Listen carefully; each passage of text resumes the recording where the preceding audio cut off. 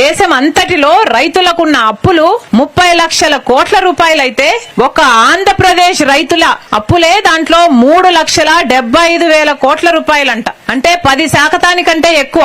అంటే మన రాష్ట్రంలో రైతులు 2వ స్థానంలో ఉన్నారు అప్పుల్లో.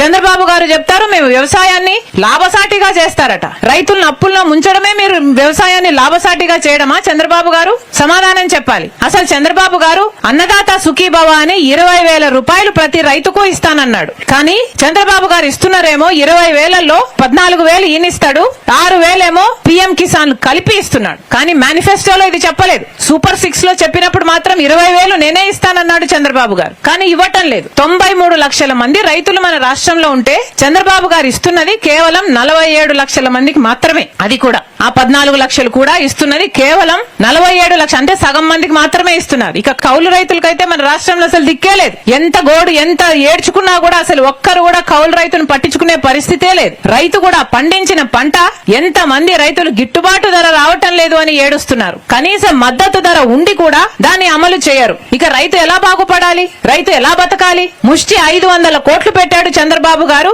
బడ్జెట్ లో ధర స్థిరీకరణ నిధి కోసం. ఏం సరిపోతుంది? ఏ రైతుకు సరిపోతుంది? పోనీ 500 కోట్లైనా వాడుతున్నారా అంటే అది వాడరు. దాన్ని మళ్ళీ డైవర్ట్ చేస్తారు. కనీసం యూరియా కొందామంటే దొరకటం లేదు. ఇంత అధ్వానంగా ఉంది రైతుల పరిస్థితి మన రాష్ట్రంలో. దీనికి అంతటికీ కారణం కూటమి సర్కారే.